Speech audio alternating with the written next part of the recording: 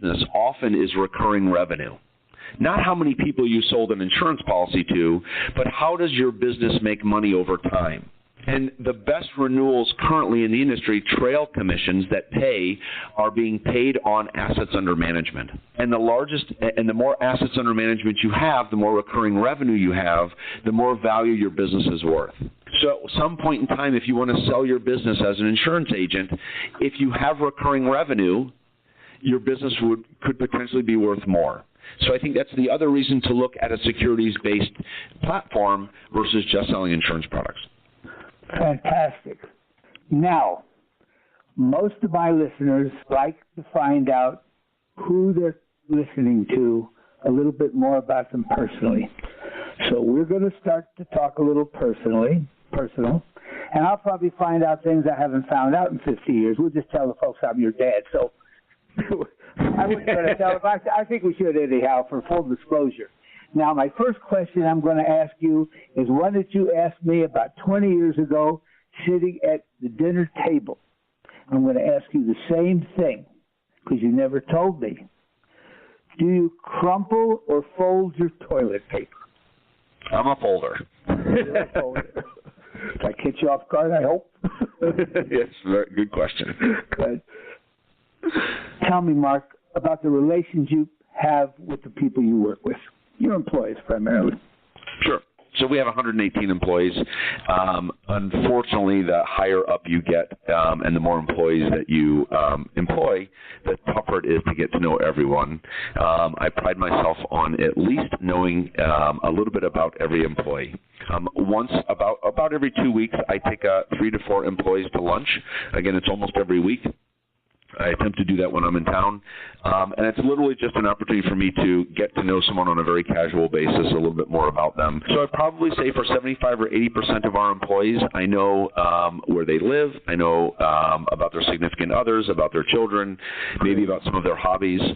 To me, it's important for me to know them, much more so than just their job description or the fact that they work for me, and probably more importantly is for them to know me.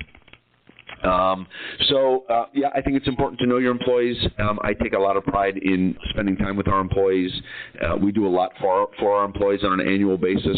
I think it's incredibly important to know who you are and for them to know me.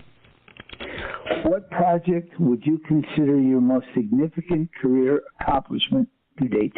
My most significant career accomplishment would be currently I have been president of Brokers International for the past 2.5 years. In that 2.5 years, we have grown our top-line premium by over 75%, close to 100% in the past 2.5 years. When you say top-line premium, is that the equivalent to somebody that's not in the insurance business of like gross revenue, sales? What's that mean?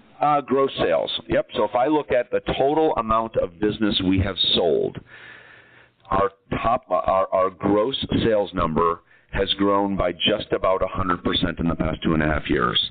Wow. The revenue generated from those sales has grown about 25 to 30% in that 2.5 year time frame. Wow. So the revenue is the amount of money we generate from the sale of a product. So probably the most important metric that I look at is the number of agents that do business with us. 2.5 years ago when I started, there were about 1,800 agents that wrote a piece of business with Brokers International. At the end of this year, we will be close to 3,500. Oh, my God. So the number of our customers in the past 2.5 years has doubled. Because for us, the customer is the agent. That's probably my most significant accomplishment in my career. Other than, well, I would say that's probably my most significant. I'll stop there. Now, broadside, what have you done professionally that is not an experience you'd like to repeat? And you don't have to answer if you don't want to. Sure. Professionally, probably my biggest blunder and best learning experience I could possibly ever imagine. My first visit 15, 17 years ago, I went to work for a carrier. I was a wholesaler for that carrier. This was my first visit to a field marketing organization.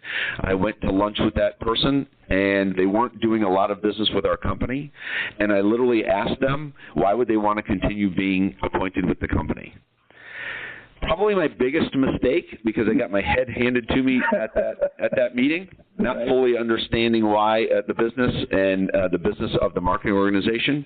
So I would say that was probably my biggest blunder, but my biggest blunder that paid off handsomely in teaching me a lesson about how to deal with customers and the business.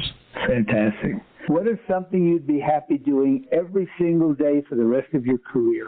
My favorite thing to do, once a week, I call our agents and thank them for the business. And there are two distinct customers that I call. Any new agent that has appointed with Brokers International that writes their first piece of business with us, I call to say thank you. And the second thing I do is I call when an agent writes a large case, and we have defined a certain dollar amount as a case. Those are my favorite calls to make. Number one, because I truly am appreciative of the business, and I want to make sure that our customers, our agents, know that. And number two, most businesses never thank their customers. And so for me, they're the most gratifying call I can make all day. I wish I had time to do it every day. But if I could wake up every day and make professionally, and the first thing I do is make a thank you call, it sets the course for my day better than anything else I could do.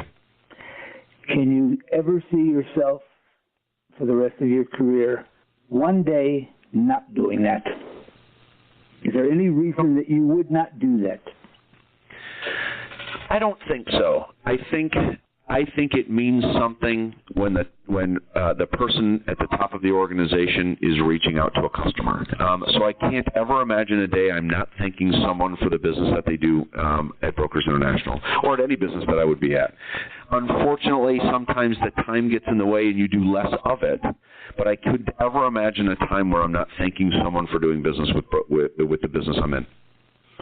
And I was going to ask you a question, but you just answered it. That was, what are your strengths? Do you work well under pressure? Personally, I think I need pressure to work at my best. And I'm not saying that's the smartest way to do business. But I find myself working harder the closer I get to a deadline, which is my own pressure. So, yes, I think I work better and smarter and make my best decisions when I'm under the gun. How do you relax when you go home? Great question. I read a ton. And I listen to music. So the first thing I do when I get home is turn on music. The first thing I do in the morning when I wake up is turn on music. So my relaxation is music for sure, and casual reading. I enjoy to read. I enjoy exercising and listening to music while I exercise. The best way for me to detach is to go for a run. So if I go for a run for an hour, I literally detach. Sometimes listen to music, sometimes not, but that's total relaxation for me. What's your favorite music? Don't have any. Actually, interesting, I just had this conversation with a friend of mine. I will go listen to any type of live music because I have a huge appreciation for what it is to make music.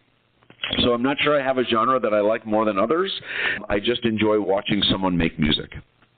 That's not part of your DNA by any chance, is it? Give it your heart. Just a little bit. Just a little bit. Okay. What is absurd to most people that you really like to do? Probably critique, getting criticism. Criticism, unfortunately, has a negative connotation. I think most of us know what we're good at. Most of us don't want to admit what we're not good at. I sincerely enjoy when someone, especially professionally, points out things that I could do better at. And I'll provide an example for you because I think it's a sneak peek into me a little bit. One of the best lessons I learned, it happened about 15, 16 years ago. I was in a meeting with my peers. And for those of you that don't know me well, I'm a very direct person. I usually say exactly what's on my mind. I'm in a meeting with my peers. One of my peers makes a comment. We're brainstorming about ideas. I didn't like the idea, and I literally said, I think that's a lousy idea. At the end of that meeting, my boss took me out of the room and said, "Oh my." She literally said to me, "Everyone agrees with your opinion, but boy, you have a really nasty way of saying things." And she said, if I were on the other end of that, I would get incredibly defensive. You're literally telling me you don't like my idea or don't like something I've said or done, and that can be hurtful. She said there are ways to say it that wouldn't be so hurtful. And her comment to me was, had you said, you know what, I see things a little differently. Or, I understand that, but I think you should do it this way, or I think we should do it that way. She said, you're getting across the same message. You don't like the idea, but you're delivering it a different way. And her comment was, if your wife came home and she had a shirt on that you didn't like, and she asked you, do you like it? If you said, no, I don't like it, it might hurt her feelings. One way to say it might be, hey, instead of wearing yellow, you should possibly try red. Or instead of stripes, vertical stripes, you should try horizontal. She said, essentially, you're saying the same thing without saying the same thing. It's the best lesson, one of the best lessons I ever learned. And to this day, literally to this day, oftentimes I will think to myself, what's the best, literally before I open my mouth, I'll say to myself, what's the best way to say this? Again, being direct, it's not always what we say, but it's how we say it. And it was probably one of the best lessons I'd ever learned. Fantastic. What's your favorite word? My favorite word? It could be a nasty word. We're all adults. My favorite word? Yeah. I have a favorite phrase, and it's, is that fair enough? I happen to use that quite a bit. I happen to like that phrase. If I were to say one word, it's probably shit. Because sometimes that can be used in such a great way, like, oh, that's the shit. Or, shit, that's bad. Right. So it's got a fundamental, universal tone to it, depending on how you use it, and people usually know exactly how you feel. What word do you not like to hear, your least favorite word from anybody? Disappointed. Without a doubt, the word that probably stings me the most is when someone is disappointed. Because to me, that's a letdown. If you're disappointed in something or someone is disappointed in me, I didn't receive what was expected, so I'm disappointed, and someone didn't receive what they expected from me. And that word probably stings the most. What sound or noise do you love to hear? It's interesting because both love and hate will be the same answer, or comes from the same source. My favorite thing in the world is to hear a child laugh.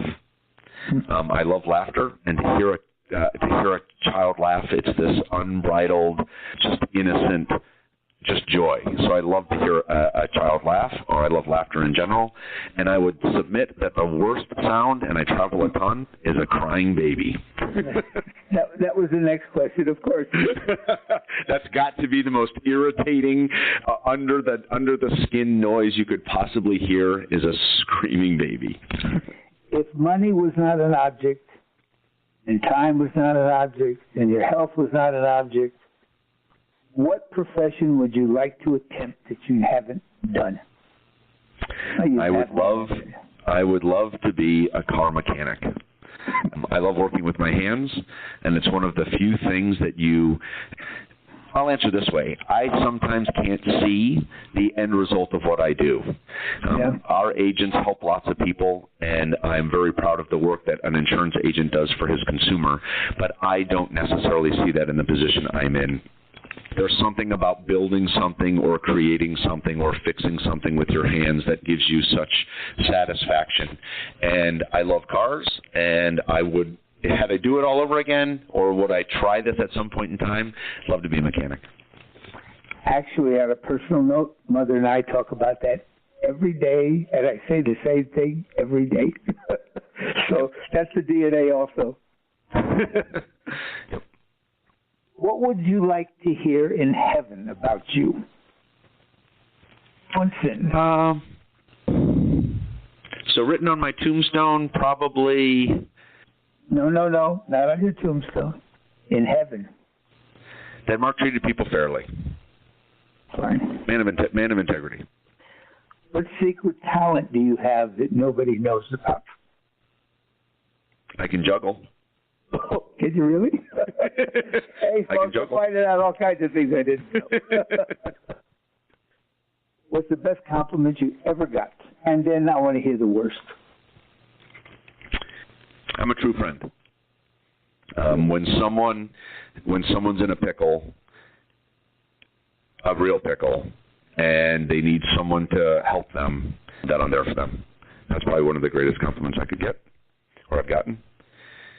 The worst?